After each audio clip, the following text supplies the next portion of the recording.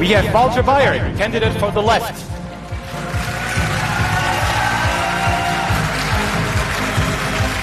Sandro Gozzi for Renew Europe Now.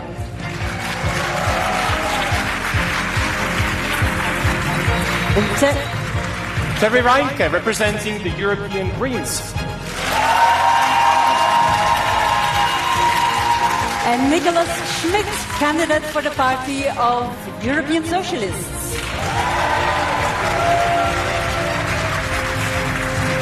Ursula von der Leyen for the European People's Party.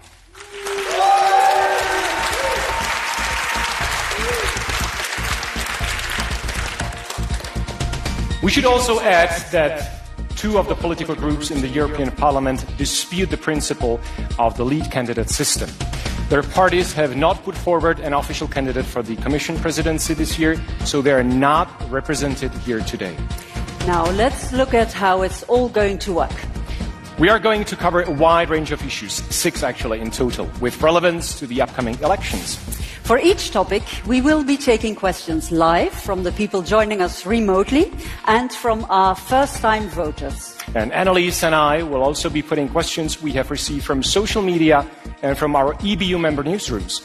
Each candidate will be able to speak for 45 seconds. And each candidate also has got 3 cards they can play, 3 extra opportunities to react or to put a question to another candidate. They'll have 30 seconds to do so. In between each topic, the candidates in turn will come over to our spotlight section where they will have a chance to address you, the voters, directly, and then will be interviewed by one of us. The order in which the candidates answer and the order of the spotlights was set in a random draw last week. Now, I don't know about you, but we're ready to roll. It's time for our first topic, economy and jobs.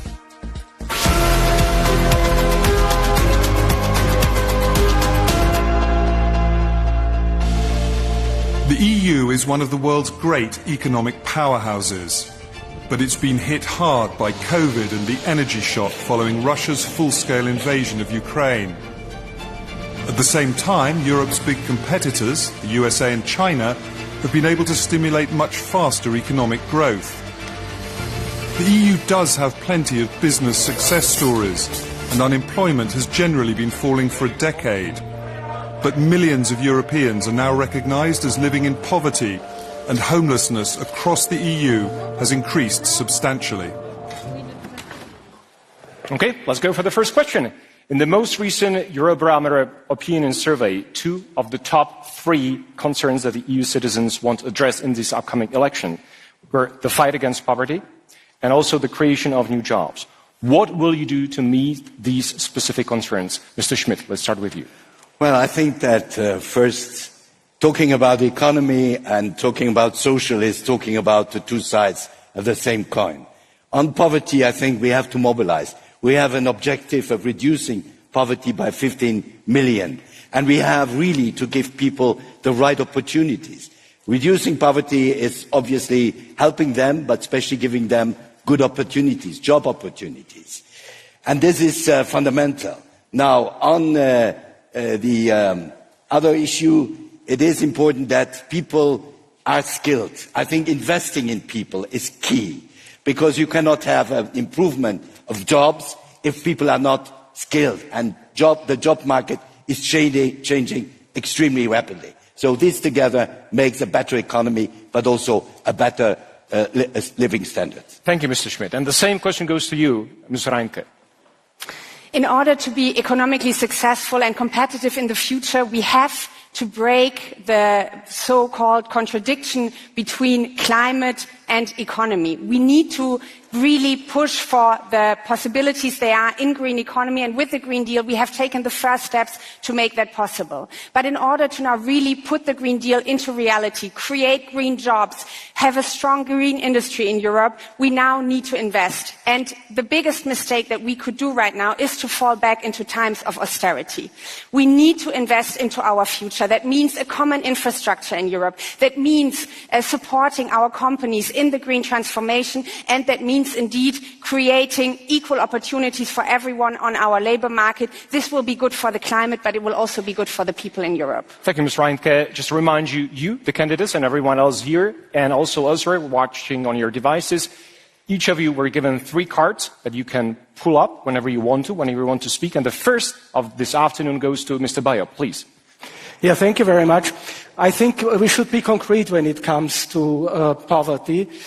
We say that one of the main reasons for poverty is the increase of housing prices and of rents. And we want the European Union to involve in this. We want that the European Union decides on a directive which obliges the member states to put rent caps and to forbid evictions on primary houses. So I would like to talk on these real problems, real life problems in this debate. Thank you. Thank you very much, Mr. Bayo. And with that, we move on to the people following us from outside this building. As we mentioned from the start, this debate is, in this debate, we are being joined by people watching from all over the EU, and some of them will put their question to the candidates directly. Let's go to France first. Colleagues in Paris, the floor is yours. Hi, I'm Ben Barnier. I'm a foreign editor with France Télévisions, France's public broadcaster, and we are here at the Europe experience in Paris, in the French capital. The context here is of the presidential majority lagging behind in the poll behind the national rally due to a lack of popularity for Emmanuel Macron. The institution that represents is on strike due to a reform that will threaten jobs and the independence of this institution. On economics, people feel angry, salaries are capped, prices are through the roof, and there's resentment over prices of electricity in a country that has an expertise over nuclear plants. The economics is the topic here from France, and for that, I'm joined by Mr. Catelin. He's 24, he studied business, lives in the Normandy town of Le Havre. Mr. Catelin, the floor is yours. What's your question? Bonjour. I'm very happy to be here, so this is my question. What impact do you think enlargement will have on Europe's economy? And do you think the current accession process for new members should be sped up or slow down? I want to thank you for your question. I'll field it to our candidates immediately. Mr. Gozzi, this is for you, a question about the impact of enlargement on Europe's economy and whether the current accession process should be sped up or slowed down. What's your answer? Listen, it's not us who choose, it's history. And history has recorded that we have conceived the European project for all the people in the continent, not only for the happy few. We were 6 at the beginning because we are the only democracies, the only those who could make this choice. But today, of course, we want to unify the continent. Of course, we want to open the union to our Ukrainian brothers and sisters, for example, and to our friends from Western Balkans. But it's clear that it is impossible to enlarge without reform. Without treaty reform, without budget reform, it is clear that we have to rethink and to increase the budget for the cohesion policy, to increase the budget for the common agricultural policy. It is clear that we have to respond yes to history, but our citizens cannot pay the price, so we have to rethink the software of Europe to be able to unify the continent. Okay, thank you for that answer. Mr. Bayer, what's your take on this question? We don't see the European Union as a closed shop. That's why we are principally in favor of enlargement.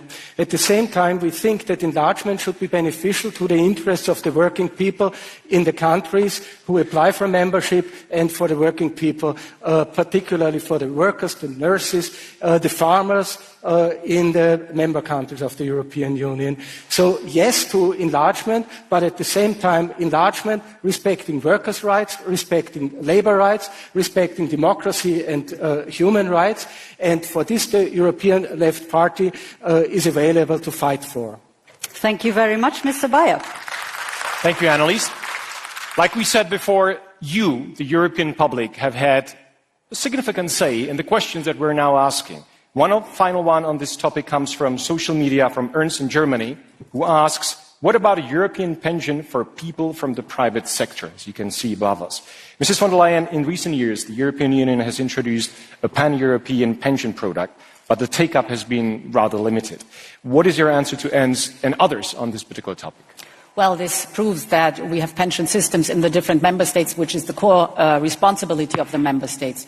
The European Union's core responsibility is not there, but we are supporting a lot. For example, fight against poverty.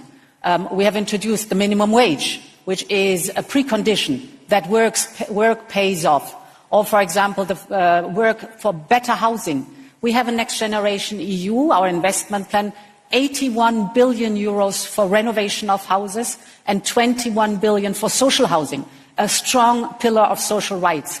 So for the competitiveness of the European Union, here I think we should look very closely at how to access better capital, so finish and complete the capital market union, and work on skills that are so much needed in the European Union. So Europe can help, even if it's not the core competence. Mrs. von der Leyen, thank you for your answer. It's time now to move to our first spotlight interview. We mentioned it before. In this section, a candidate gets to address you, the voters, directly, followed by a one-on-one interview with Martin or with me. And the first candidate to be called into the spotlight is Nicola Schmidt. Mr. Schmidt, please join Martin in the spotlight.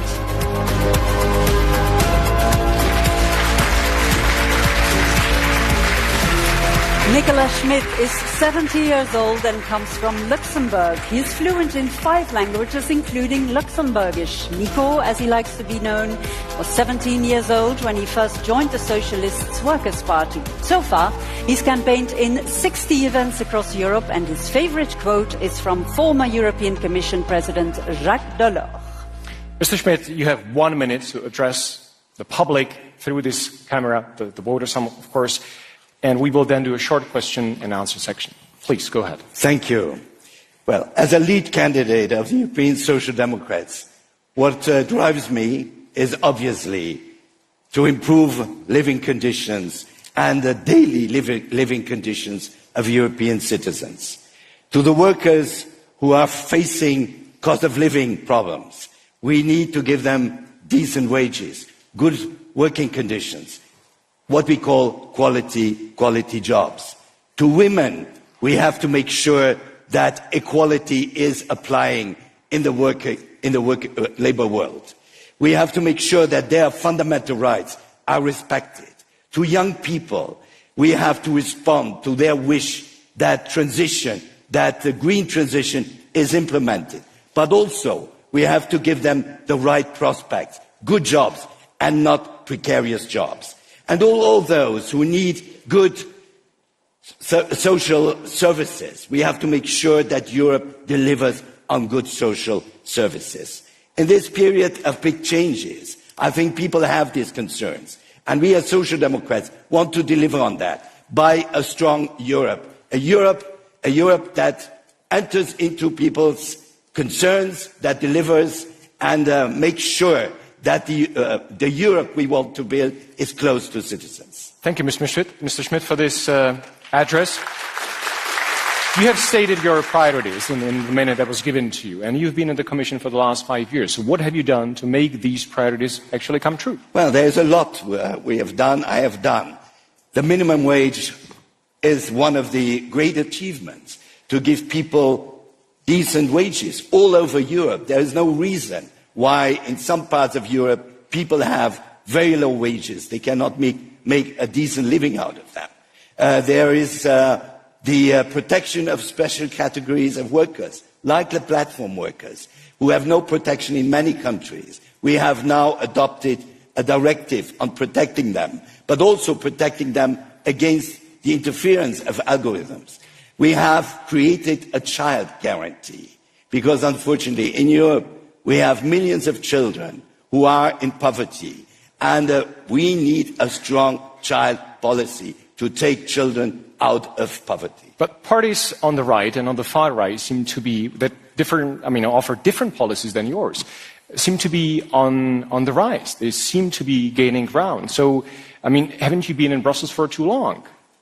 Haven't you lost touch with the public? No, I don't think that by achieving what I have just mentioned, which has now to be implemented by member states, that's also an issue. I think we have responded to high expectations from citizens. Never forget, citizens, European citizens, come out of different crises. We had the financial crisis, we had the COVID crisis, we had the Russian war. And now we have to make sure that we put citizens in the heart of our policies and that we assure also better living and better social justice for all. In order to be able to approve this, you need support in the Parliament. My question goes to the inner workings of the Parliament, which is really important for the upcoming 5-year term. Would you work with European People's Party and support their lead candidate, which is important as well, Ursula von der Leyen, if she cooperates with ECR or ID? Well, certainly I'm ready to work with all democratic forces, but I do not consider that ECR or ID are democratic forces. And by the way, on all the Why do you think they're not democratic forces? Because they have a very different vision of Europe. Well, having a different vision of Europe doesn't mean that they're not democratic. But look just where they are in power. I was yesterday in Sweden. There is an ID party which supports, or even sometimes more than supports, the Swedish government, which is an EPP and liberal government. And what they are doing on fake news, creating farms producing fake news. This is the case, but also in Italy, we see now attacks against women's rights, against the media. So they do not correspond to the fundamental values Mr. Schmidt, Europe stands for. What are the red lines for the support of Ursula von der Leyen? Well, there should be. Our red lines have been clearly exposed. They have been exposed in the Berlin Declaration. They have been exposed in the declaration many other parties have signed. Unfortunately, EPP did not want to sign. And this is no alliance, no arrangement with the extreme right. This is clear, and I would say on such an issue, we need clarity and not ambiguity. That's what I was trying to get from you, the clarity. Mr. Schmidt, thank you so much for your time. Please stay. Now, the second topic we want to look into is defense and security. These topics have become more concrete and pressing issues for many in the EU and beyond in these last couple of years. Let's take a look.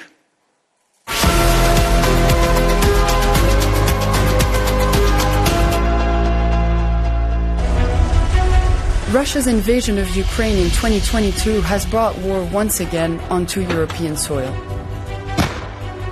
EU political support for Ukraine has generally been solid, with billions of euros in aid delivered and more promised.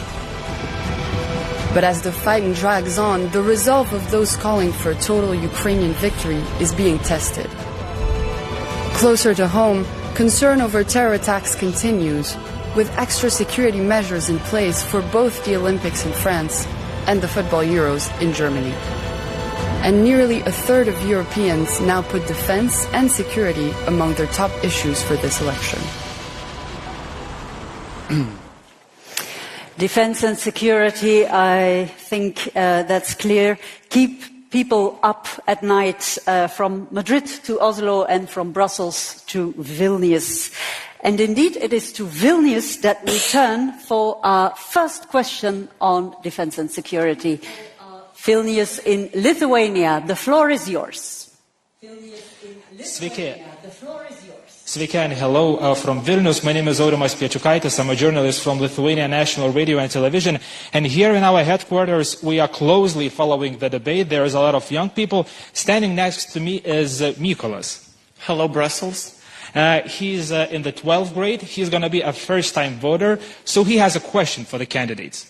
So my question would be, how the European Union can enhance the cooperation in the field of defense, make the countries buy defense products together, and make the defense market more integrated? That's a very clear question. Thank you very much for that. And I'll pass it on to you, Sandro Gozzi. What can be done? Well, one-third of citizens in Europe are right, because brutal violence and aggressive empire are back. And because Putin will not stop in Kiev. This is why we must win in Ukraine. And this is why we need a real European power, as our friend for Vilnius asked. Because either you are powerful to sit at the table and to defend your interests, or you find yourself in the menu, decided in Beijing and Washington. And that is not a very nice perspective for us. This is why we want to develop a European defence industry. This is why we call for a 100 billion euro plan to boost defence and European defence with joint bonds. We are very credible. Our leader, Macron, Callas, De Croo, our Commissioner Breton have worked a lot on this. But you know, there is my last point, there is no real security without more culture and education. For every euro that you spend on defence, you must add 1 euro for culture, education and knowledge. And with that, your time is up. Thank you very much.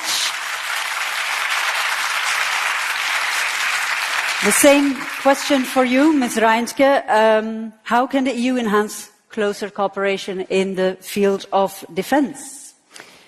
I wish I would be standing here and say that we don't have to put this in the center, because we wouldn't have a brutal war in the east of Europe. We wouldn't have an aggressor like Vladimir Putin in the east of Europe. But we are at a turning point for Europe. And the question on whether we are going to work together on defense and security is going to be key for our citizens. And yes, we have to work together when it comes to procurement, when it comes to research of development. And this is not only a question on whether we can defend ourselves. This is also a question of whether we are spending taxpayers' monies efficiently. Because right now in the European Union we still have too many only nationally focused projects. So the European Union has to work closer together. We need to have a European fund to spend on defence. But also, let me tell you this, we cannot only end by spending money together, we also finally have to end unanimity in Council when it comes to foreign and security policy. We cannot give people like Viktor Orban a veto right on our security, so let us end unanimity in Council. Thank you very much. And I quickly want to remind you not to forget your cards. You all have 3 cards left, except for Mr. Bayer, who already used one. And you may use one after this if you want to, whenever you want to, of course. In some EU countries, people as young as 16 or 17 years old will be able to vote for the first time in this upcoming European elections. We have some of those first-time voters here in the audience with us in Brussels. Let's go now to Maja and Ola from Poland. They are content creators with significant presence on social media, and they're here. So over to you, Maja and Ola. Please. Hi. Thank you so much. Since 2022, Europe has sent tens of billions of euros worth of aid to Ukraine, much of it as military assistance, and billions more is promised. At the same time, member states have also increased their spending on their own security system and armaments. So our question is, should Europe's priority remain training soldiers and purchasing weapons and ammunition for Ukraine? Or is it now time for the EU to focus primarily on arming its own member states? Thank you. The question is clear. Thank you, Maja and Ola, for this question. And it goes to Nicola Schmidt, please. Well, you know, I share the view that I would prefer not to invest so much money into defense or in helping the Ukrainians. We haven't chosen the war.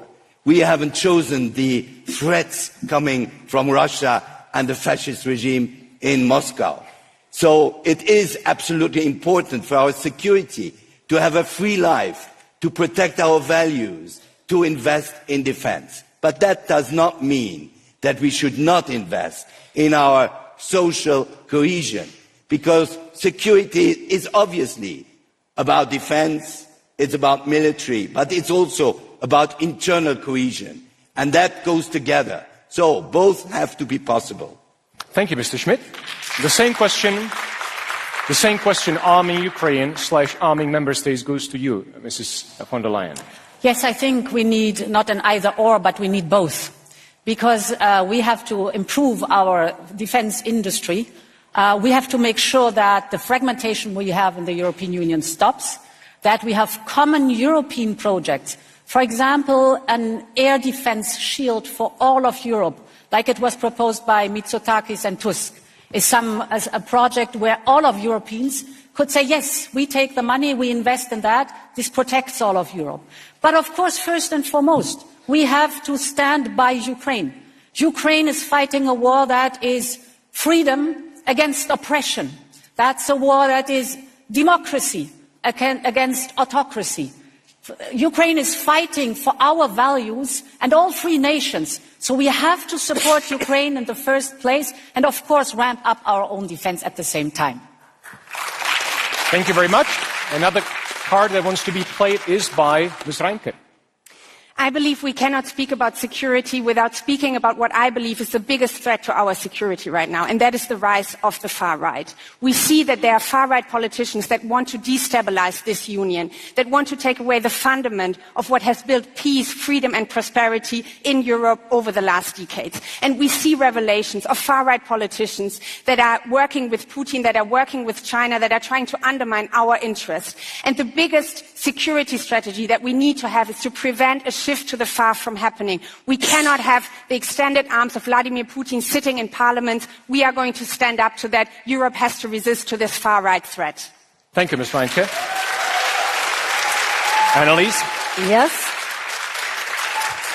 I want to put this question to you. In a recent speech and interview, President Macron of France spoke of Europe facing existential threats and that, and I quote, civilizations can die. We know from opinion surveys that increasing numbers of Europeans worry about their and their families' future. Now, how seriously do you think Europe is existentially threatened? And what is your message to concerned voters? And I put this question to you, Mr. Bayer. I think the most urgent threat to security is the ecological disaster which we are heading to. And unfortunately, Nicholas, we can spend €1 only once. And now I know that NATO already spends €1.3 trillion on defense. This is 3 times much more than China and Russia combined. European NATO countries spend 2 times more for defense than Russia. And I'm wondering if this is not enough. And that's why I believe we need, for ecological, for political, and also for social reasons, political solutions to the conflicts in which we are in. We need disarmament, we need peace, and we need stability in Europe. Thank you, Mr. Bayer. And Mr. Gozzi, I see you put up your card, and Mr. Schmidt after that. Mr. Gozzi. Yeah, no, I would like to address myself to Mrs. von der Leyen, because we all share the need to strengthen defense. But I have to say that I'm a little bit disappointed with your record in this term, because your first speech on European defense came in October 2023. You promised a European sovereignty fund. You come up with a little step, and with 1 billion euro, the industry defense program, 1 billion euro, we need 100 more. We don't know whether you are in favor of Eurobond for defense. So how can you ensure that in a new term you would better comply with your words? Okay, thank you very much. Ms. von der Leyen, you can reply. 30 seconds. So I think it is absolute paramount indeed to look at the financing of defense. And I've been very clear. I've just proposed a project that we could do as a common European project. And here it is up to us to say, yes, we want to fund it together as Europeans, but then we have to speak about how is the funding. There are 2 options to do that. Either national contributions or new own resources for the European level. And I think it is now time to really speak about new own resources for the European level. You cannot give tasks to the European level without funding it. So we should join forces and talk to the member states and be in the parliament strong to say, now let's work on the new own resources for the European level in order to really fund our defense. Thank you for that. Before I move to you, Mr. Schmidt, I just want to check, Mr. Bayer, did you mean to pull a card or was it by accident? Yeah, I did. You did, okay. So I go first to Mr. Schmidt and then I come to you. Mr. Schmidt. Well, I hear all the time these figures, how much we spend and how less the Russians spend. You have to look what happens every night in the sky of Ukraine. Bombing children, bombing hospitals, bombing civil institutions, houses. You have had a good point on housing. They are destroying every day houses in the Ukraine. And if we are not supporting Ukraine boldly, well, we know that the Russians will be directly at our borders. They have transformed their economy into a war economy. Everything goes into defense. Now, on peace, yes, everybody would like to have peace, but on which conditions? On Putin's conditions, saying what is mine is mine and what is yours is negotiable. That's Stalin, and we cannot enter into such a deal. Time's up, Mr. Schmidt. Thank you very much. Mr. Bayer. I want to see a sovereign Ukraine with safe borders. And I want to see a reconstructed Ukraine. And that's why I'm asking you, when will you cancel the debt which is on Ukraine? 100 billion euros for fighting for the values which unite us with them. But then, secondly, and that was the reason why I pressed the button, I'm really amazed by the fact that we are standing here talking about peace and security and nobody even mentions Gaza and Israel. And in Maastricht, time's up, Mr. Bayer. I'm sorry to say, no one is pulling a card so far. In Maastricht, I was asking you, and I do it repeatedly, when will the European Union put sanctions on Israel to stop the murdering in Gaza? Thank you, Mr. Bayer. Ms. von der Leyen, I would like to give you a right to reply to that pointed question. Yes, we all know that it is a dramatic situation in Gaza. We should not forget where it comes from. The 7th of October was the brutal attack of Hamas on innocent people. And this is horrible, and we have to acknowledge it. But I was always clear also with the government in Israel that Israel has the right to defend itself, as laid down in the UN Charter, but it has to do this in line with international and humanitarian law. The situation in Gaza is catastrophic. This is the reason why we have quadrupled our humanitarian aid.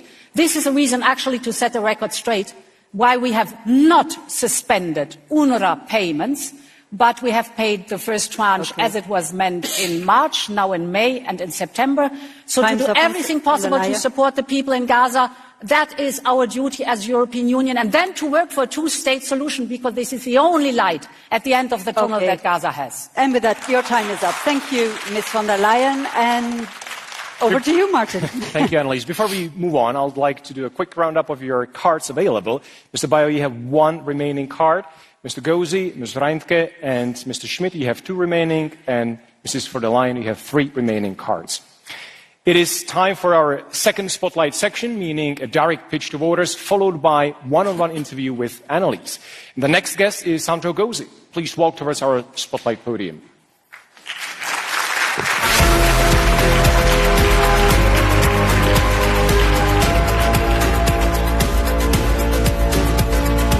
Sandro Gozi was born in Italy on March 25, 1968, and now lives in France. He speaks 5 languages and started his political career at 37 years old, working with former Commission President Romano Prodi. He used to be a DJ and has run 37 marathons around the world. His chosen quote comes from the Irish writer George Bernard Shaw. Well, Mr. Gozi, you know the drill. Yeah. You have 1 minute to address the voters, and this is your camera. A more democratic and powerful Europe is possible. And I would never be here without Europe.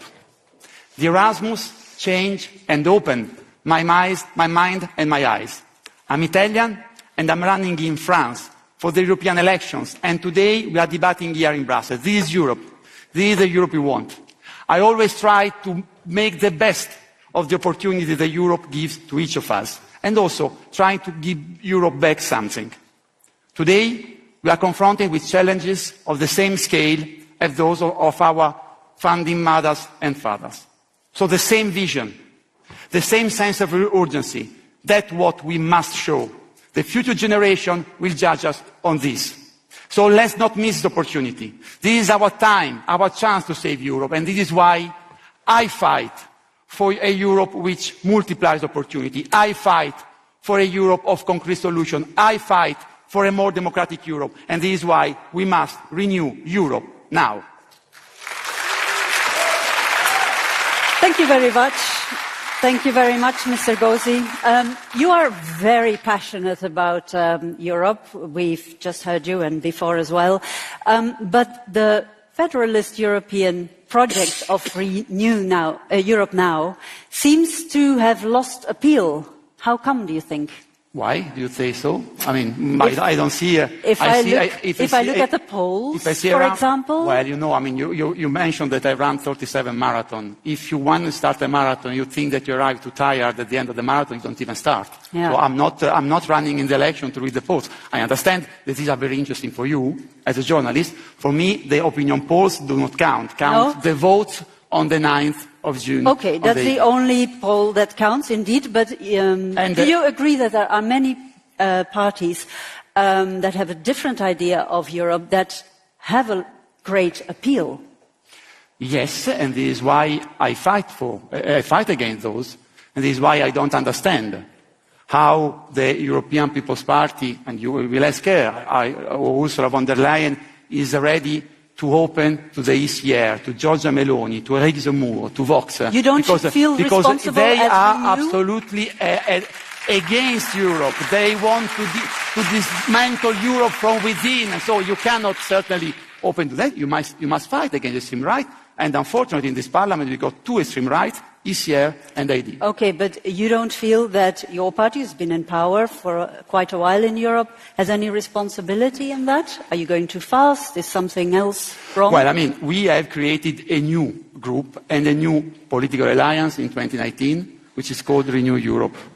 And we've done it joining forces between Democrats, Liberal, Renaissance. We've done it under the leadership of Emmanuel Macron, which until 2017 he wasn't president of the French Republic, and I think that we have started to deeply change Europe. We have proposed a treaty revision that was Guy Verhofstadt and my work. It's thanks to us that you got the recovery plan. It's thanks to us that there is a defense of rule of law. So certainly I think, but if you ask me if I'm satisfied, no, I'm not. Okay, you have plans for future reforms, I understand, but in this context, can the Dutch liberals of VVD still be a member of Renew Europe now? Now they are in government with Geert Wilders' PVV, a radical right party, part of the ID group. What is its place? First of all, they're not in government, because the government is not made. And but they have an agreement, and they say that they're in government. There is no government. There is no prime minister. On principle. There is no plan. Principle. For me, it's a major mistake. And I will never do so.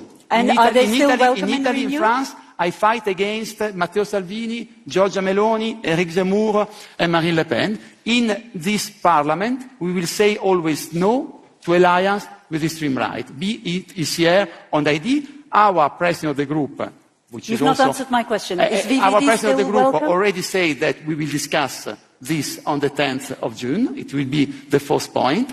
And then we will decide. It is not me as a leading candidate who decide. We are a parliamentary group. We decide by majority. Okay. I think it's a major mistake if they do it, but then there is no government in the Netherlands yet. Okay, thank you very much for this interview, Mr. Gozzi. Thank you very much.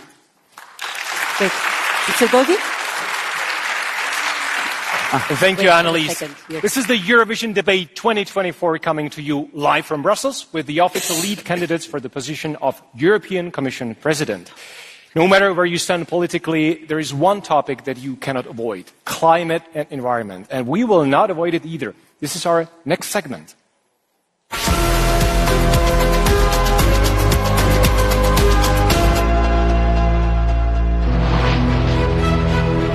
With recent deadly floods and wildfires, Europe has been no stranger to the predicted impacts of climate change. The EU response has been its Green Deal, a roadmap of measures designed to ensure climate neutrality by 2050. All across Europe, there are signs of the shift towards renewable energy. But these efforts have also brought tension as farmers and other opponents push back. They argue Brussels is moving too quickly, imposing new environmental rules and form-filling on a still fragile economy. Well, as we heard in the video, it's not only farmers who have concerns about the way climate policies are being implemented. Many businesses also worry about extra bureaucracy. So the question is, how can the European Union meet its climate goals without damaging economic growth? Ursula von der Leyen, this is your question, please. We've seen that climate change is a fact, and this is the reason why I put the long-term perspective to have climate neutrality by 2050 in this mandate. Everybody agreed. The member states, the parliament, everyone agreed. So this is cast in law. Now we have built the framework, the legal framework, to get there, the roadmap that is so necessary. And indeed, now we are in a phase where we have to implement it, where we have to make sure, and this is why we have the dialogues with industry and with the farmers, to ask them, what is it what you need to reach climate neutrality? What is it what you need to fulfill the roadmap? And this is something where now in the farmers' dialogue, for example, the answers are very clear from the farmers. They say, we want climate neutrality because we live off nature. We know that we want to get there, but please, we want to move from conditionality to incentives. We want to move from massive reporting to, for example, modern technologies like drones. Let me hit on my button, then I have another 30 seconds. You want to go? Yes. Well, it happened for the first time that you want to prolong your answer. Okay, you have extra seconds. Please go ahead.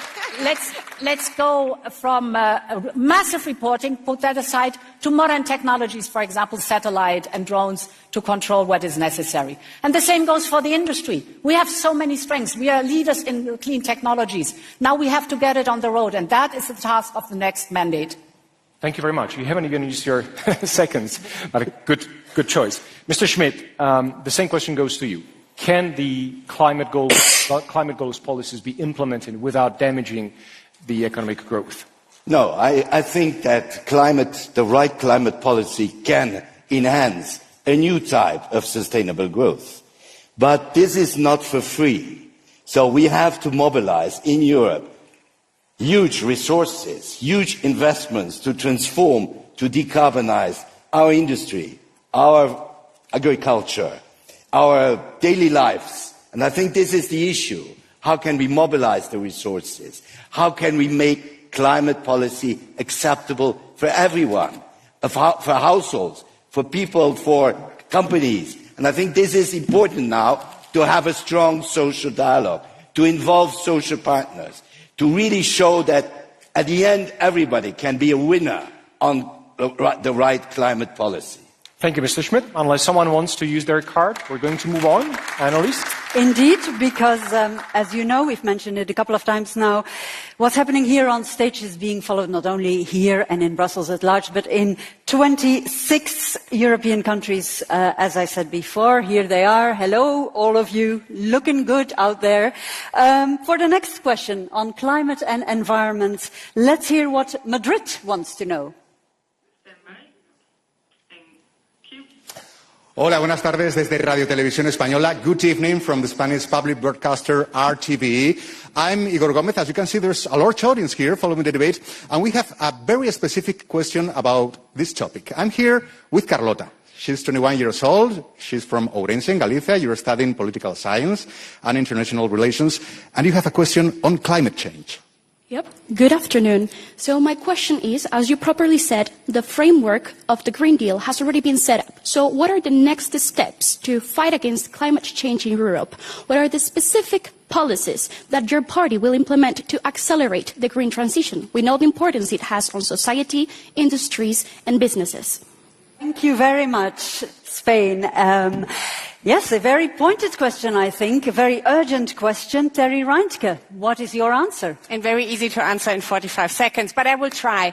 I think the first point, having a green industrial deal. I come from an industrial area in Germany, and I can see what kind of potential the Green Deal has for big companies who are producing different products, who are seeing that there are chances in green technology, in green industry, and we need to follow what we have started and really enable them to put that into practice. The second point that we urgently need is a reform of the EU's agricultural policy, because we see that the farmers cannot live off what they are producing anymore. We need sustainability when it comes to climate, when it comes to the environment, but also when it comes to farmers' incomes, and for that we need to change the way how we distribute subsidies in Europe. And the last point, none of this will be possible, and we all know it, if we are not going to massively invest. We will only make this possible if we invest from a European level to build the infrastructure that we need for this transformation. Okay. But if we do that, I also want to say this continent can be the front runner when it comes to climate neutrality and competitiveness in the future. Thank you for that. Same question to you, Mr. Gozzi. The lady in Spain was asking for specific policies. What do you suggest? Well, with the Green Deal, we have made the choice of a green and competitive Europe. so there is no space for a green backlash or for green fatigue. Now we must implement all this embracing innovation and technology neutrality, implementing this with more pragmatism and dialogue with youth, with business, with farmers, with citizens. It is not farmers and citizens that must pay for the green transition, so we must create further new own resources. We have started, but it's not enough. We have to go along this way, and we have to make our single market more sustainable for producer and consumer, to simplify renewable energy projects, to ensure a real right to repair, to ban planned obsolescence and greenwashing. And this is very good win-win for consumer and for the planet. Thank you very much, Mr. Gozi. And let me just check, Mr. Bayer, you were not planning to use your card, were you? No, I didn't. Okay. No, just checking, making sure. Martin. Yes, let's hear again from those who will have a say, a substantial say, in shaping the continent's future. Jakob is from Denmark. He's a first-time voter. He's 20, and he's with us in the audience. Jakob, please. God eftermiddag. The past 5 years, the European Parliament has implemented a lot of green and sustainable legislation. But in order to ensure planet for my generation's future, we need to be way better at reusing old material. So my question is, what concrete proposals do you have to ensure a union-wide circular economy? Thank you. Thank you, Jakob. Mr. Bayer, you didn't press the card, but now you have the floor. Please. Thank you very much. First of all, I think there cannot be any contradiction or paradox between a green economy and an efficient economy. We need the ecological transformation. But in order to make sure the ecological transformation, we need investment. We need a new industrial model. We need a new energy model. We make sure that people can make this transition in social security. Social security, social justice is not a nice to have in this context, and that requires money, 100 billion euro. And with the austerity measures which you introduce with the new regulatory frame on governance, financial governance, we won't have this. And that's why I say the first and most important thing is do away austerity and make place and give space for investment for the ecological transition. Thank you, Mr. Bayer. So we have two cards now. Mr. Reinke was the first. Please. I would actually like to answer this question because I think it's a fantastic question. When we look at the Green Deal, we cannot stop by saying we need to get climate neutral as Europe. We also need to look at how we can build a circular economy, because the dependencies that we have seen on fossil imports from Russia, we cannot now repeat with, for example, being dependent on raw materials from other autocracies in the world. So how we can better recycle resources has to become a core issue in how we do business in Europe. And for me, a very concrete way of doing this would be to extend the ETS, so the emissions trading system, also to questions of resource use. Europe has shown that this is possible for emissions, and I think it should also be possible for resources. Thank you very much. We're going to have a chance to talk about it in more detail in the spotlight that is coming up in a few minutes. But Mr. Gozi, you pull up your card. No, I also think it was an excellent question, and I think that is one of our successes, Renew. Because we have made the biggest step to make the single market more sustainable with us, with the Renew Commission, Reinders and Simpson, and we have introduced the fight for the right to repair. The right to repair now is a reality. You don't have to change your iPhone or your washing machine after 1 year if you want to repair it. We have finally banned planned obsolescence, and we know that planned obsolescence is the biggest unfair thing that we can do to consumer. This is circular economy. Thank you. To see how we can adapt our single market to meet the new needs and to go toward the future. Thank you, Mr. Gozi. Mrs. Ursula von der Leyen, you played your card, please. I'm very happy to hear this discussion.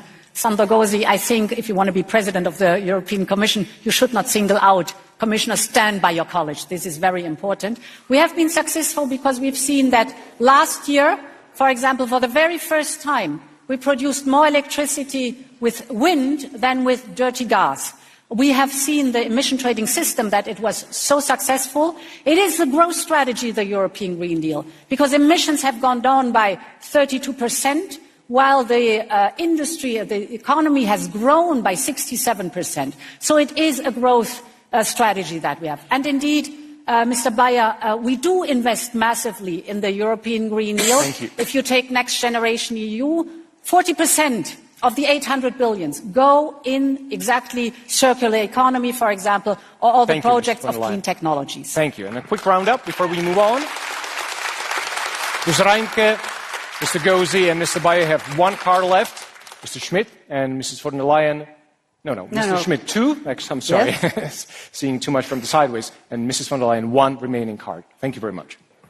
Okay, and Martin already referred to our next spotlight guest, if I may call it that. Ready, or you should be getting ready to answer Martin's questions. Terry Reintke.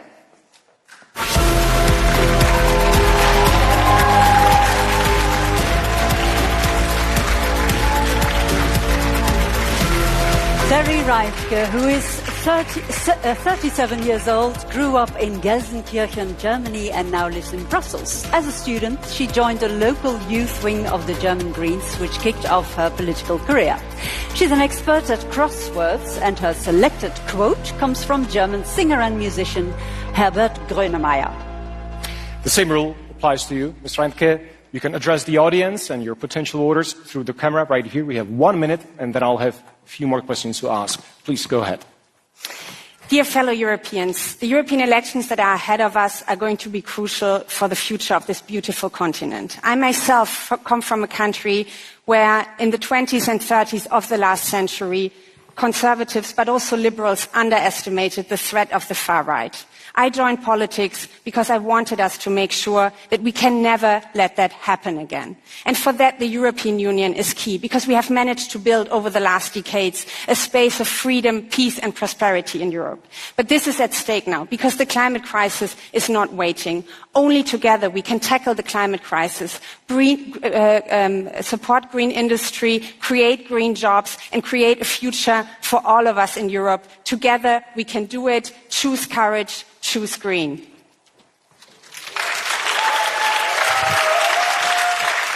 Thank you very much, Ms. Reintke. You want the Green Deal to be even stricter than what has been approved by the Commission. Yet you have seen, and the Member States, of course, but you've seen a huge backlash, we talked about it in the video, from farmers and others. So what do you tell them?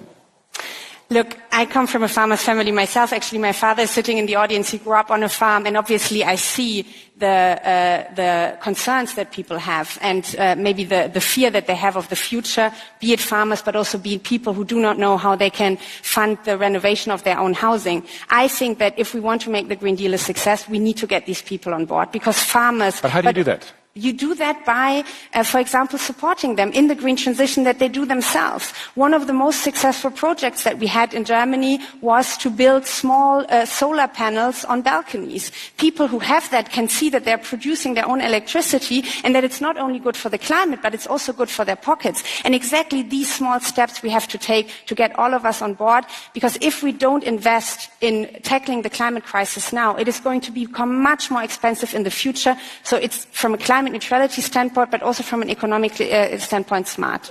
The Greens, and that's probably what your voters want from you, you don't want to compromise too much on issues like environment. But by not doing this, are you not risking to be sidelined? Well, actually, if you look at what role we have been playing in the European Parliament, but also in a lot of member states where we are in government, we of course know that we need to be pragmatic in certain questions. That, for example, when it comes to the expansion of renewable energies, we need to have quicker permitting processes. At the same time, if now we are going to have a situation where we are moving to the right in these European elections, where maybe EPP is going to work together with the ECR, the whole Green Deal is going to be turned around. And that's going to be a disaster for the climate, that's going to be a disaster for nature, for future generations, but also for our economy. So if you want to keep the Green Deal, you have to vote green in these European elections so that we stay on course and that we make Europe climate neutral. But I suppose it's all about the pace, but how do you convince people that it's in their own interest to move on with this? You've seen farmers, you've seen other people saying, fine, maybe this goal is fine, but we're not ready for that yet. It's too fast. Concrete policies. I can tell you where we are in government. We have, for example, introduced climate tickets. It is one of the most popular measures that the governments have taken because people can see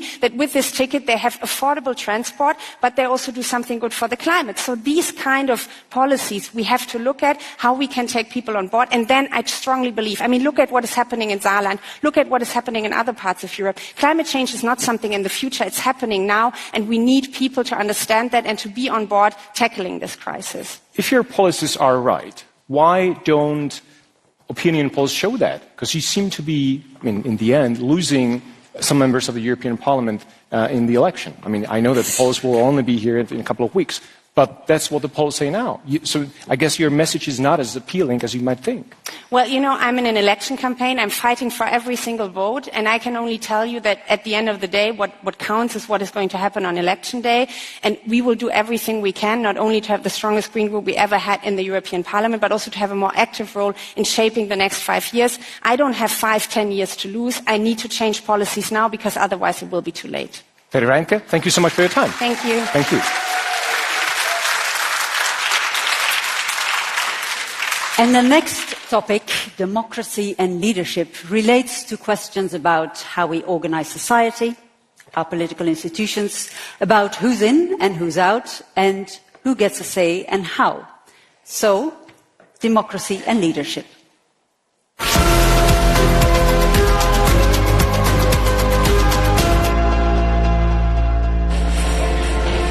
Last week's assassination attempt on the Slovak Prime Minister was a reminder, if one was needed, of how fragile democracy can be.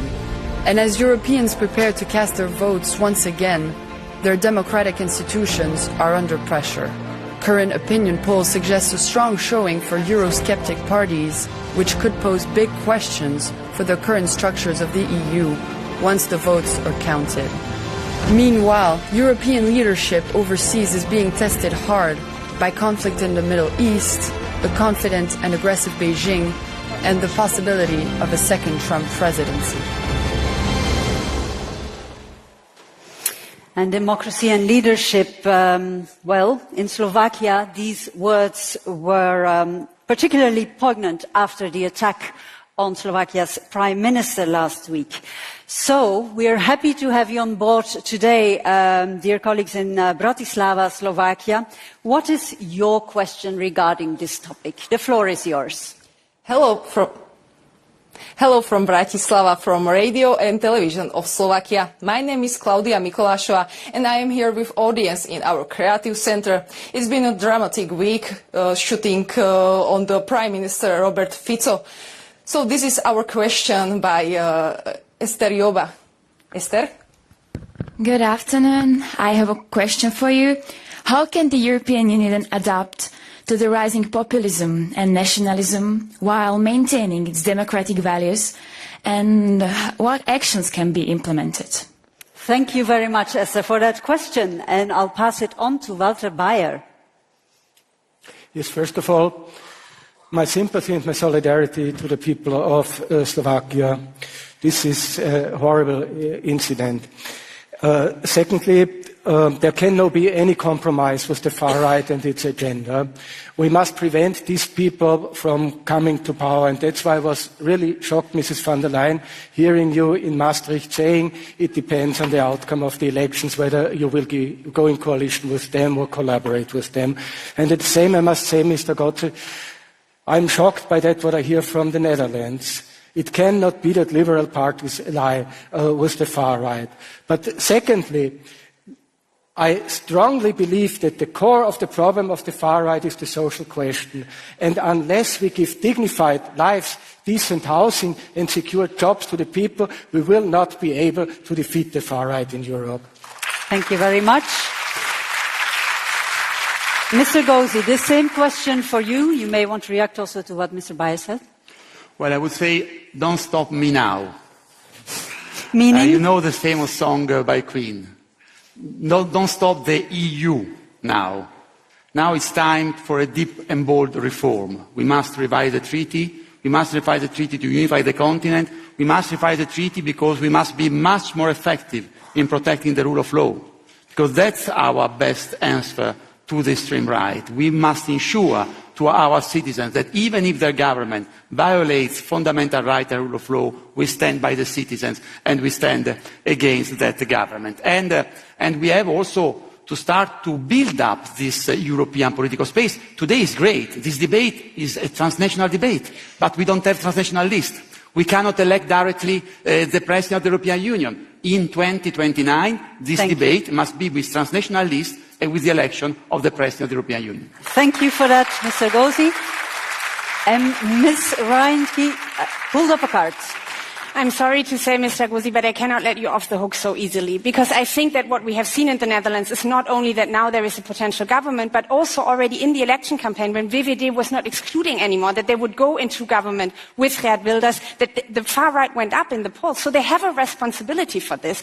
And honestly, you cannot just tell us that you are going to solve this after the election. Have an extraordinary group meeting and expel VVD from your group. I know that Renew is committed to the European project, so send a very clear signal now and make reality and say it has consequences when member parties of our group go into coalitions with the far right. Thank you for that message. Mr. Bayer, you pulled up your last card. Yes. I think, first of all, it's about that what you are doing and not what you are saying. But secondly, the problem actually is we must not include the agenda of the far right in the public discourse. And we will come to this later when talking about migration. To a large extent, the established parties have accepted the arguments of the far right that migration is a problem. But the problem is not migration, the problem is the far right. And we have to defeat the far right, not by including their arguments. We have to counter them. Okay, Mr. Gozi, you've been singled out, so I'll give you a right of reply. 30 seconds. My track record is very clear. I stand for migration rights. I stand for LGBTQ rights. I stand to fight the rule of law. I fought for rule of law since I was in government in 2014.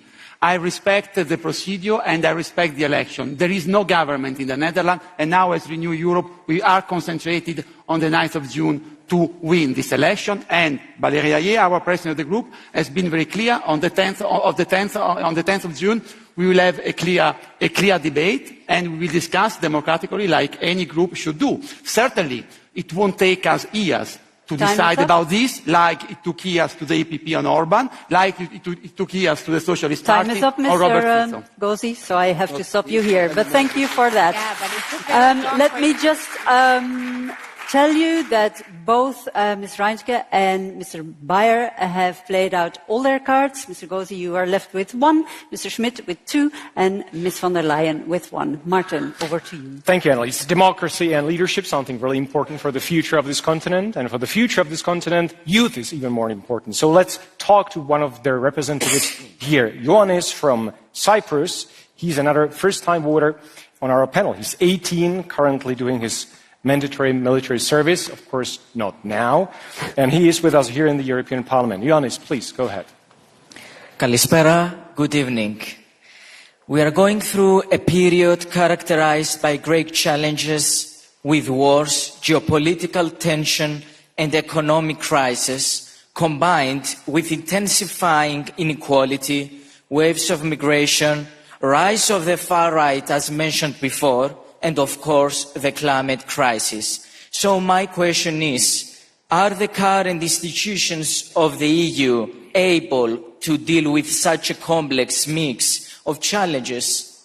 Thank you, Ioannis. Thank you. And this question goes to Mrs. Reinke.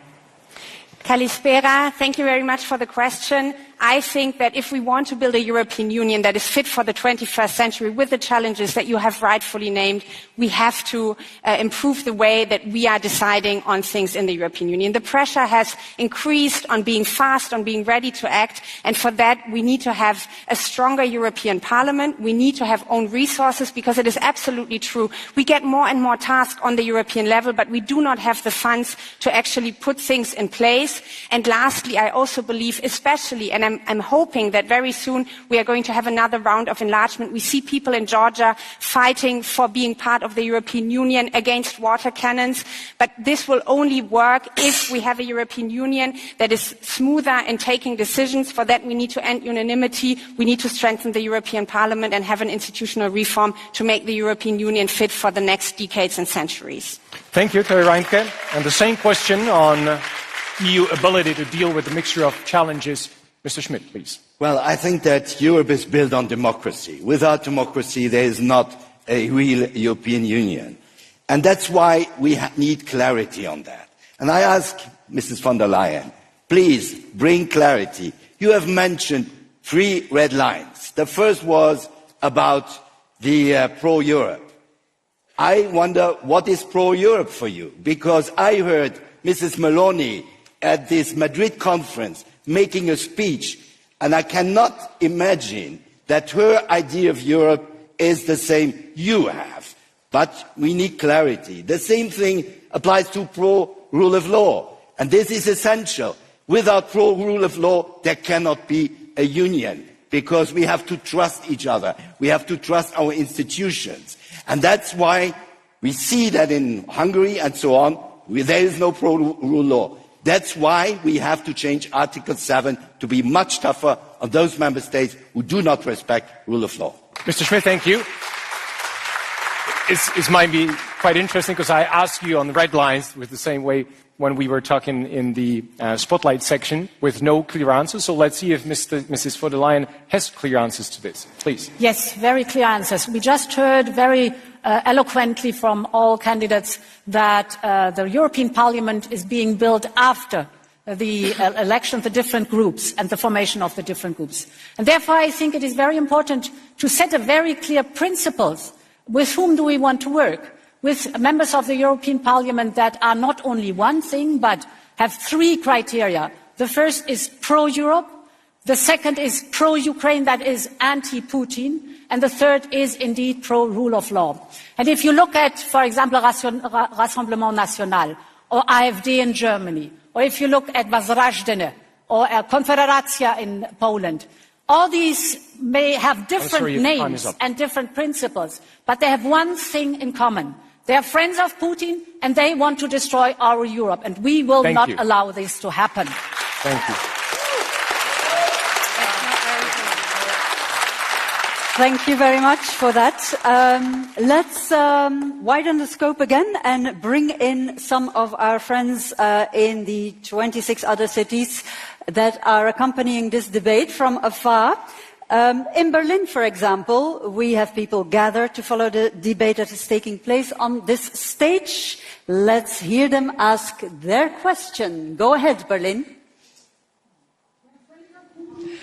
Schönen guten Tag aus Berlin in Deutschland. My name is Ines Arland. I'm working for Phoenix today. It's an important day today. That's Constitution Day. The Grundgesetz turns 75. This is special for us, and we have a lot of people here around to watch the party, and we have, this is all about democracy, also a first-time voter. We have Paul Peissert with me. Paul, you have a question to the panel. Of course I do. Talking about leadership and democracy in the EU, how are you going to make sure that all countries who are part of the Union are being carried along when it comes to new pacts and regulations? Attempts to have common policies on controversial topics like asylum policy have miserably failed in the past. So what needs to be done to make sure countries implement policies that have been agreed on by the majority, even if they individually might have campaigned heavily against it? Thank you very much for that question, dear Berlin. So, actually, Ms. von der Leyen, this is a question for you to answer. Yes, we have means and possibilities in the European Union to make sure that what is agreed at the European level is implemented. For example, the infringement procedures. And these are biting. Or we have the conditionality mechanism if, for example, a member state does not abide to the rule of law.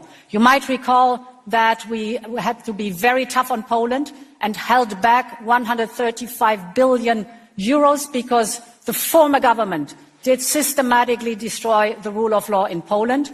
With the view on Hungary, we have the same situation, that there are steps that Hungary has to do to reinstall the rule of law. If not, the money stays frozen. So we have the means, and these are biting means that we can apply. But of course we want the countries to come back to a better path. So if there's a change to the positive side, then we can release the money. But the European Union has the means to make sure that the law is implemented. Thank you very much. Thank you. Thank you for this section on democracy and leadership. And Mrs. von der Leyen, please join Annelies in the spotlight section across the stage.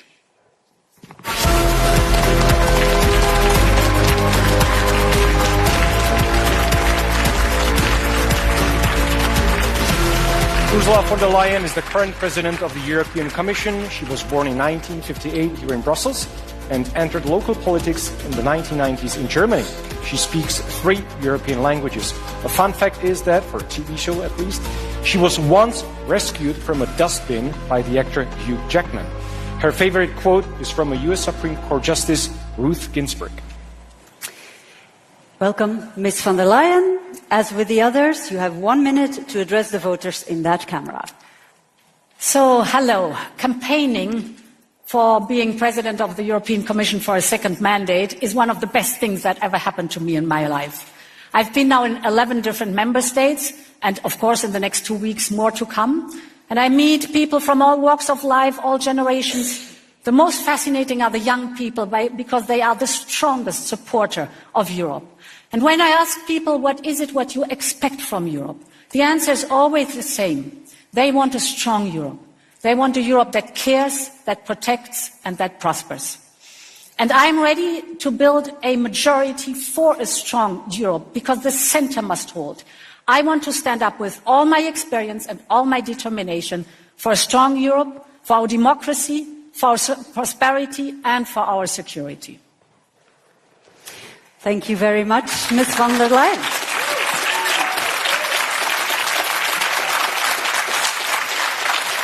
It's interesting to see you were repeatedly asked the same question. Mr. Schmidt reminded you of 3 criteria you put forward, being pro-European, pro-rule of law, among others. The question is, does Ms. Meloni, Prime Minister of Italy, and her party meet these criteria, according to you? So I have been working very well with Giorgia Meloni in the European Council, as I do with all the heads of state and government. This is my task as President of the Commission. Now, the topics we're going to offer, there we're going to see whether those who are pro-European, and she is clearly pro-European, against Putin, she's been very clear on that one, and pro-rule of law, if this holds, and then we offer to work together.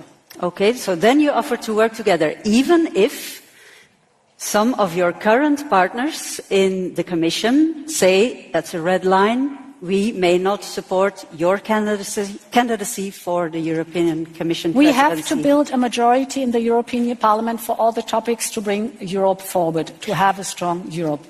And as we know, the European Parliament is very different from national parliaments.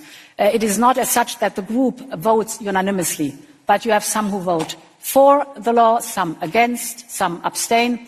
So it is always that you come with an offer, and this offer is for those who want to bring Europe forward. And this is exactly what I'm planning to do, actually, which I have done this mandate too. Okay, because at the very beginning there was not a clear majority at all. No. And for example, if you take the climate law... to make sure that I understand you correctly, you are preparing to work together with the ECR. That's not what I've said. I want to be very clear, this is not what I've said. Okay. I'm speaking about members of the European Parliament. I want to see where they group themselves. And then we work with the groups that are clearly pro-European, pro-Ukraine, against Putin, and for the rule of law. Just to double check, Ms. Meloni's policies on LGBTQI+, for example, don't bother you? I have a complete different approach. Okay, but that's not a red line. That's not I'm not speaking of groups. I'm speaking of parliamentarians. That will go to different groups. And we will see, as we have seen with the discussion of the candidates, that it's not clear how the different groups will be composed and how they will settle themselves. And therefore you have to choose principles and be very clear on these principles. Let me give an example very briefly, because I have one more question for you. I want to give one example for majorities to build. At the very beginning, the climate law was existential for the European Green Deal. The Greens did not vote with us because they wanted more. Okay, that's their decision. But we would not have had a majority if I would not have built a broad majority within the European Parliament. And this is how the Parliament works. Clearly. Thank you, Mrs. von der Leyen. Last question for you. This week, several European countries recognized the Palestinian state. From the very beginning, after 7th of October, you threw your weight behind Israel really quickly. Looking back, do you think you may have moved too quickly without backing of your European members and partners? No, I think that it was absolutely necessary to acknowledge the horror that happened on the 7th of October. And this should never happen again. Never again. But it is true that we have to do everything possible to protect civilian life in Gaza. We have been speaking about it. Everything possible. You're calling for a ceasefire? Absolutely. Am I calling for a ceasefire and the release of the 128 hostages that are still in the hands of Hamas?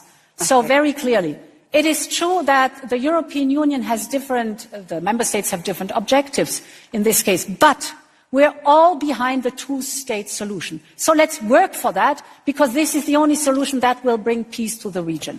Thank you, Mrs. von der Leyen. Thank you. Before we move on, I saw that Mr. Schmidt played his card during the segment, during this particular spotlight. Our rules don't allow for the card to be played now, so please save it we gave it back to you and save it for later. Let's open another big chapter in our debate that the EU and member states have been grappling with recently, and that is migration and borders.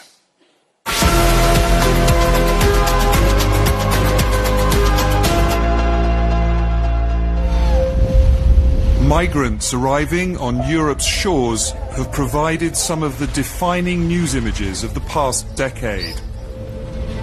There has been sympathy for those seeking refuge, but also concern about the impact their arrival may have on society.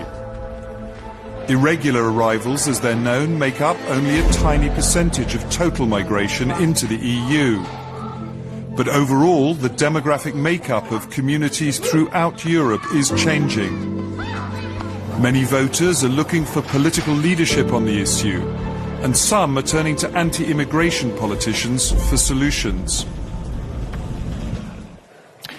After years of wrangling, the Parliament finally passed an overhaul of migration laws last month, but there is still a long way before we actually see individual countries and the Commission putting them into practice. This has become so toxic politically. So is immigration, and maybe following on what Ioannis had to say about the mixture of problems, is migration simply proving to be subject beyond the ability of the EU to regulate? Ms. Reinke. I think migration is a topic where we can clearly see that having toxic populist debate is not going to help us find solution.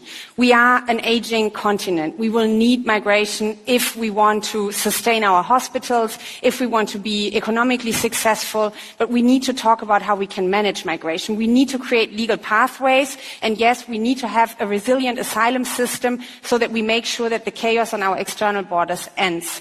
But for this, we need to have policies that are both meeting humanitarian standards as well as are implementable in reality. And I think we still have a way to go there as a European Union.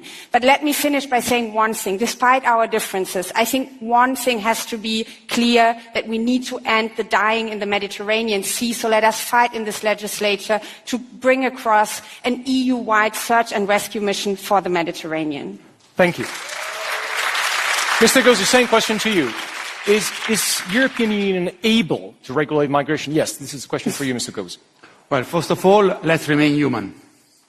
When people risk to die at sea, you go and save them.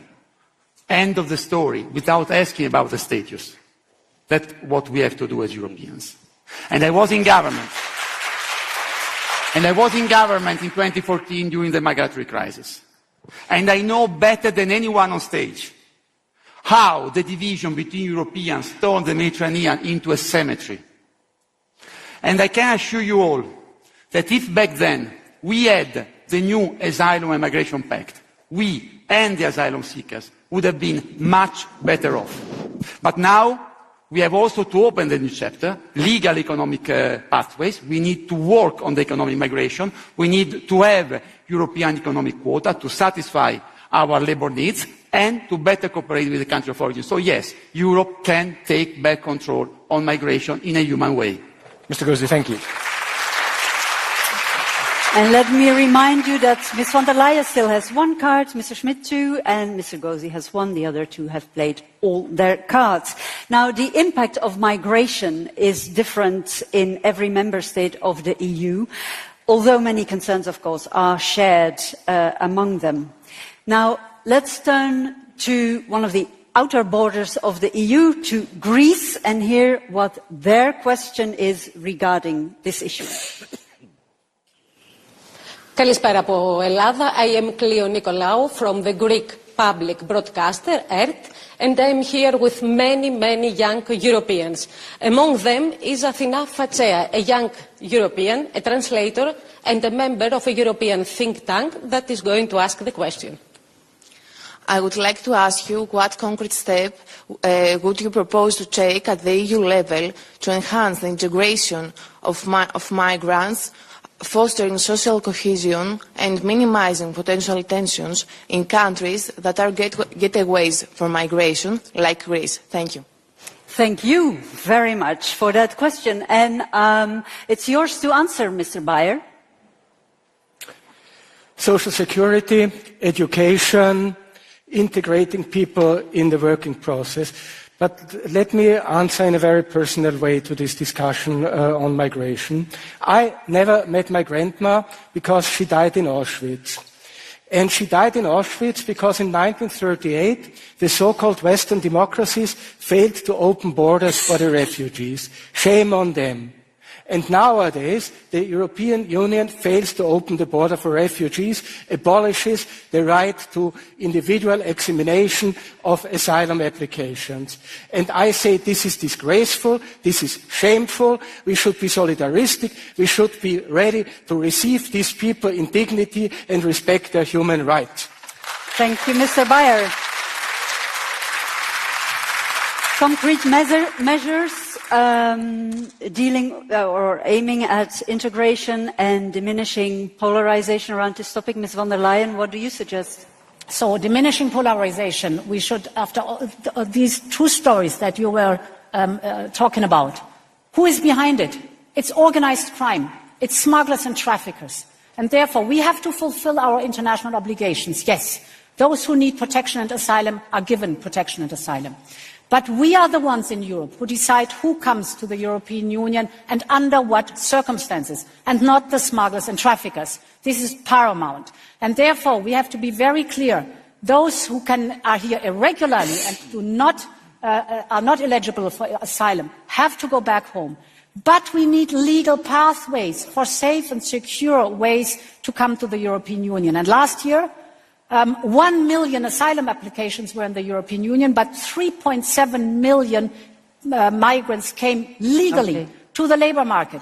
Well integrated, that works. Thank you very much, Ms. von der Leyen. And no one else pulls up a card, so it's over to you, Martin, for the next Thank you, Annelies. Our next first-time voter is the oldest of our group. He's 31. I hope he doesn't mind us saying that.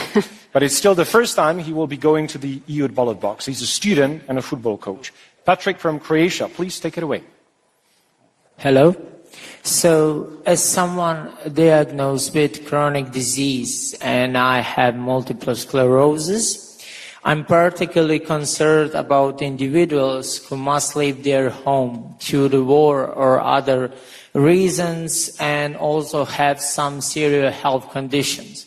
So my question is, what more can be done at the European level to support people with significant physical or mental health needs without placing extra burdens or the health system of individual member states? Thank you. Thank you, Patrick. Thank you very much. And this question goes to Mr. Schmidt, please.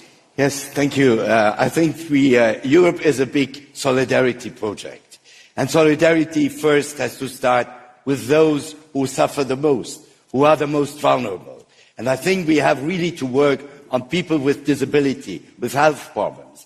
We have to help also in the different countries, these people who are suffering from different health issues or disabilities. But I have to say one word, so I pushed my button here. I agree with smugglers and traffickers, but that's not the whole story. When I look at the situation in Tunisia, and I suppose that you know what's going on in Tunisia, what happens to the refugees who are pushed into the desert, who are really beaten up, some of them killed. This is not Europe. These are not the European values. This is an agreement with, yes, this is an agreement with a very special, nasty dictatorship. So don't tell us it's about fighting smugglers. It's about fighting the refugees which are pushed to the desert, and many of them die. Le Monde has made a very interesting study with many other newspapers. And this is the problem with these agreements, Thank you, which Mr. I Schmidt. do not agree with. Thank you for your answer. Mr. Gozi, you're playing your card now. No, but I listened to Nicolas and I fully agree about this bit, about Tunisia. We fully agree, but I would like to understand, Nicolas, where do you stand as socialist? Because, you know, we have voted Asylum and Migration Pact here in this parliament. And two delegations of the big countries who are the most affected by migration, Italian delegation in the Socialist Party and the French delegation in the Socialist Party, voted against. We start to take back control. We provide effective answers to be human, to do what you want to do, and half of your group voted against. So where do you stand in the future? Where do you stand? Would you be in favor? Are you in favor of the Asylum Migration Pact as we are? Or are you against the Asylum Migration Pact like the Partito Democratico, Parti Socialiste and Raphael Glucksmann? Mr. Schmidt, you've been directly approached, so please reply. And by the way, you've been given your card back because you put it in your previous answer. I stand with the Migration Pact. It's not the ideal, but it is the beginning of a better European solidarity. Perfect. This is my position, that it could be and should be improved, but always keep in mind our values. If we make concessions on our values, Europe will be weakened. Thank you very much, Mr. Schmidt. Thank you all. And to conclude, just to note that Mr. Bayer, Mr. Gozi and Ms. Reintke have played all their cards, and there's an extra card showing up. You pushed the button. That's what happened. Of course, I'm so sorry. It's a very important discussion. And we spoke now about the Migration and Asylum Pact. But we should be also clear-eyed about the countries of transit and of origin. And what we do is we invest in these countries. This is the first thing to do, that they have good jobs that are created there and people have an income and can stay. Second, we invest in education. We invest in education so that young people can come on safe and legal pathways to the European Union. And I think this is the way to deal with these countries and not just to exclude them and slam the door. Thank you very much. And with that, we conclude this part of the discussion. And we move to the last spotlight session. Walter Bayer, may I ask you to join Martin in the spotlight?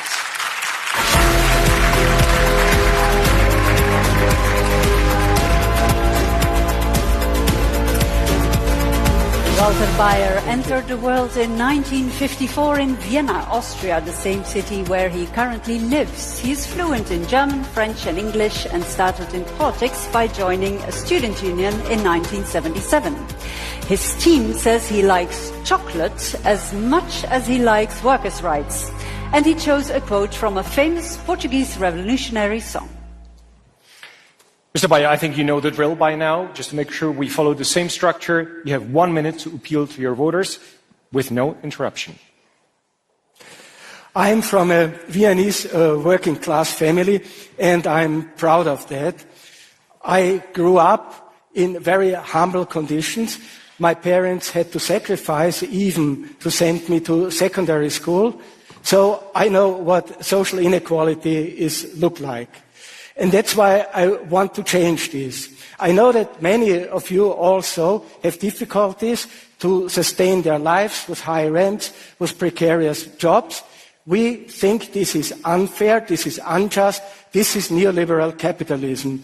We want to change this system. We want to put people before profit, put the planet before profit. And if you join this, I call you to vote for the left.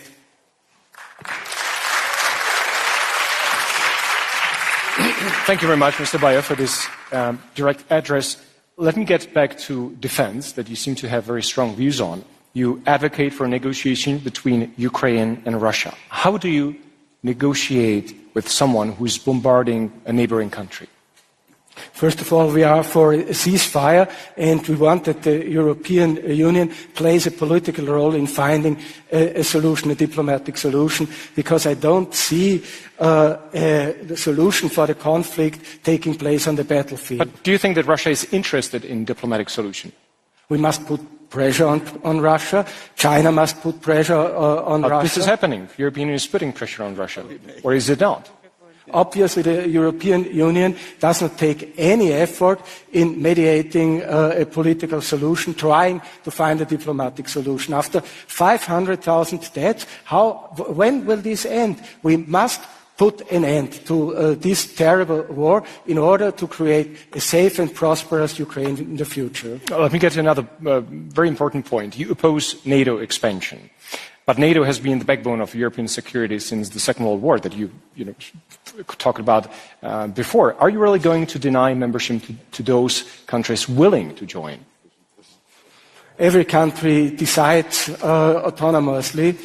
My country, Austria, is a neutral country and wants to stay a neutral country. And I believe that security in the future cannot be based on military blocs, but must be based on a collective system of security, on arms reductions, and on measures which reduce the threat of a war happening in Europe. You also reject the migration pact. So what is your answer to countries like Greece, that we heard from, like Italy, like Spain? Of course, a fair distribution of the incoming migrants. And I'm opposed to the migration pact amongst other reasons, because it is against human rights, but because it allows states who are not ready to receive refugees to pay money for what? I mean, that is, if you allow them to get out of a common solidaristic European solution. By chipping in, by giving money for the solution. What is the moral of this? I don't do the right thing, but I give money in order to be allowed not to do the right thing. But so if you're in favor of door opening to migrants, are you not helping your political rivals? First of all, that is a human question and not a question of party politics. But secondly, I'm first of all in favor of human rights and of the UN, of the Refugee Convention of the United Nations, granting the individual right of every person arriving on European soil that his or her application for asylum is examined individually. And this is not secured through the migration pact. Of all the candidates that are on stage today, you seem to be disagreeing on many issues and disagreeing the most maybe with everyone. Is there anything that you agree on with others? Generally or in the migration issue? No, I mean generally. In general, of course, I agree with the idea of transforming the European economy into an ecological economy. Of course, I agree with the idea of spending money for social housing. There is a lot of agreement. The only thing is that there is a difference very often between words and deeds, and that's what we are criticizing. Mr. Bayer, thank you so much for your time. Thank you very much. Please stay here. Mr. Bayer, please stay here before we move on. Pardon? Time is flying by. I don't know if you have that feeling. We've come to our last topic. Now, you may have noticed, Martin and I are real human journalists. But who's to say that these kinds of debates won't be held by avatars come the next round of elections? All the more reason to discuss innovation and technology.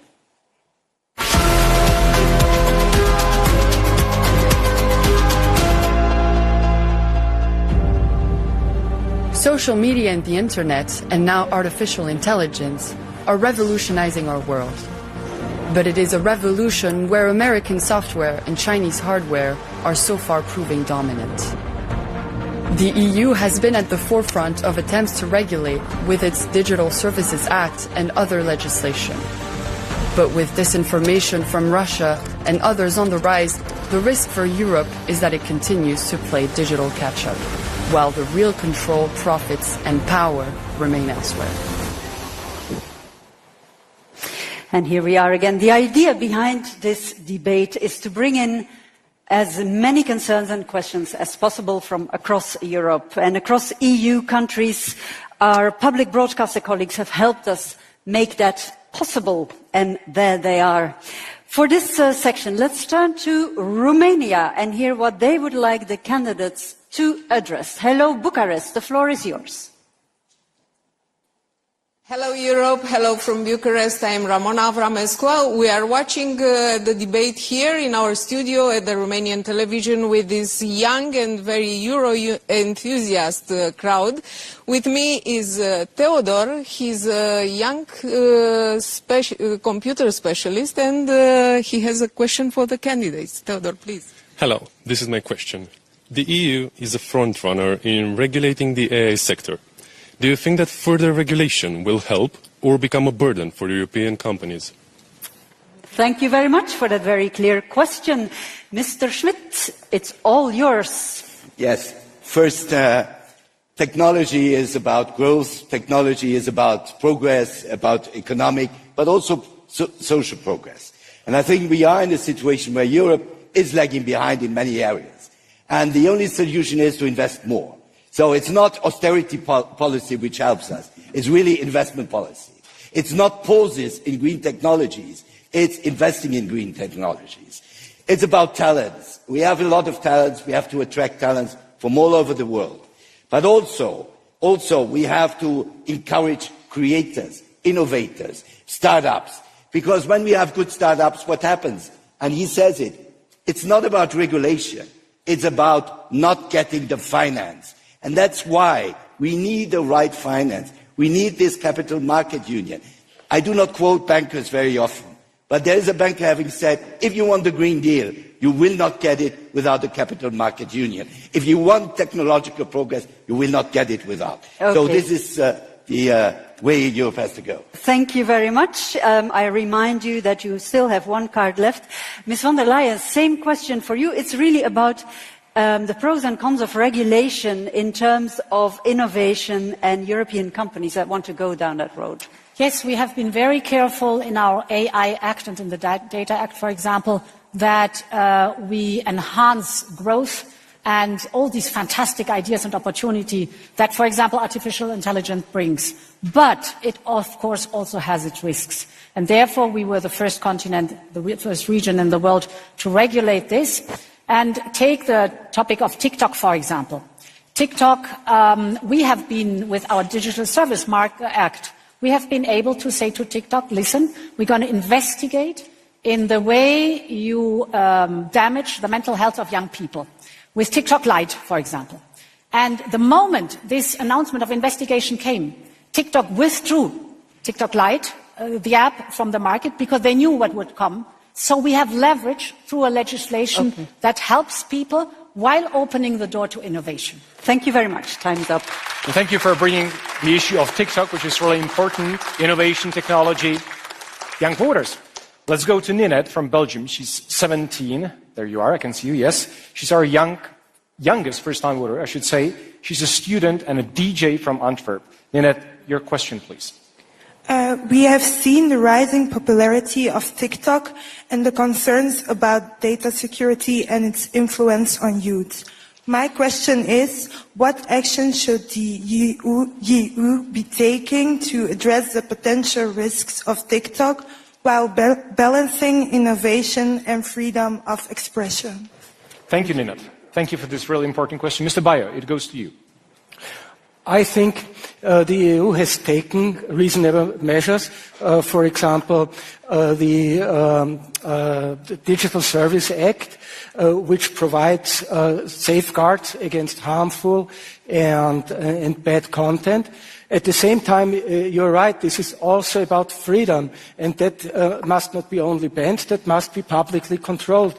I like also that the European Union takes measures against the big monopolistic companies who control the electronic marketplaces. But please do not forget that these huge companies also have enormous profit through harvesting our data. So I would prefer that information and communication would become a common, which would be socially and democratically controlled by the society. Thank you very much. And the same question from Nina goes to you, Mr. Gozi. Well, I mean, I'm a father. I teach to young people.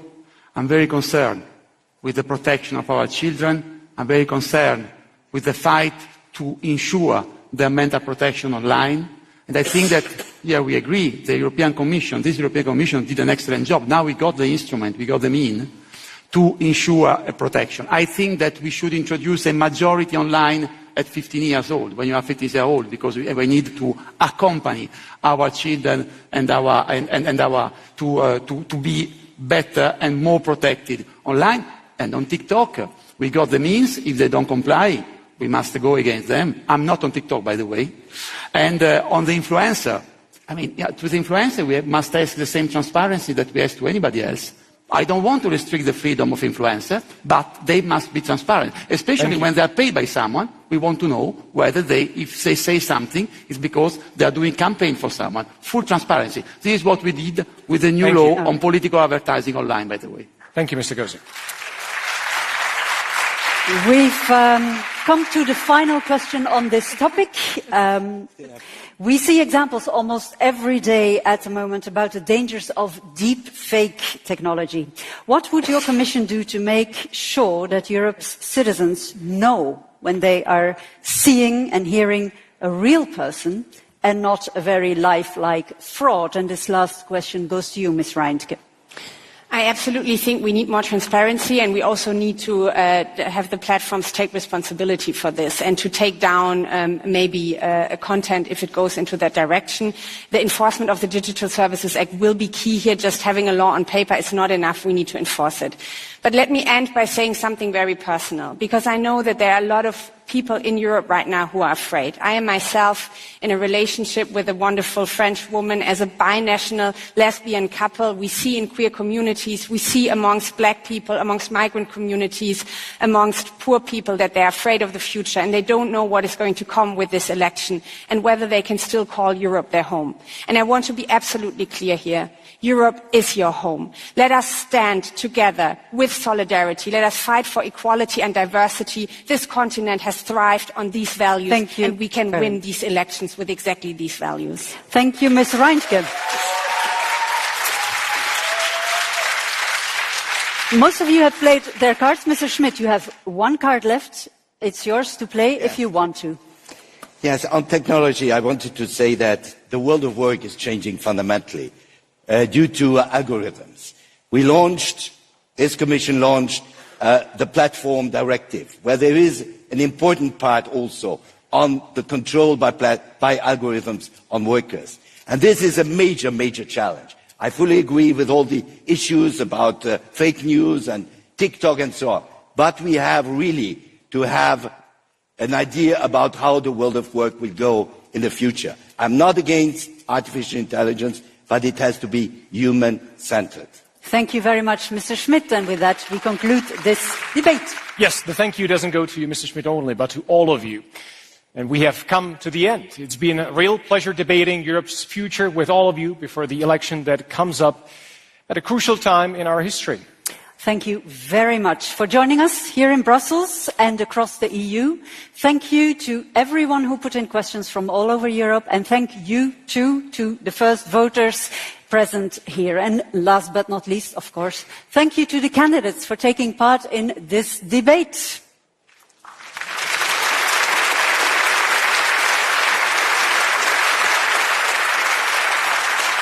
Voting for the European Parliament takes place В районе Часового Яра Донецкой области под Бахмутом. Об этом сообщают украинские СМИ со ссылкой на аналитиков. В среду в Минобороны России утверждали, что захвачено село Клещеевка в этом районе.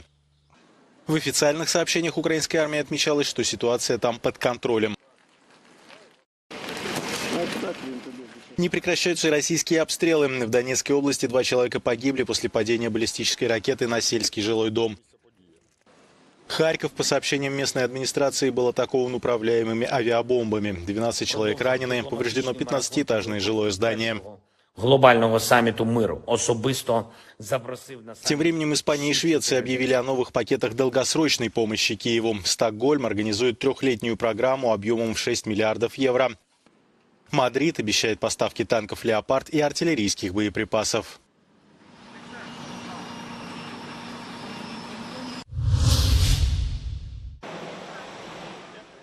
Провокации и гибридные операции, считают страны Балтии сообщение о том, что Москва планирует пересмотреть морские границы в Балтийском море. Ранее сообщалось, что Минобороны России предложило правительству пересмотреть рубежи акватории, утвержденные еще Совмином СССР в 1985 году, поскольку с тех пор политическая ситуация изменилась. How we react on that?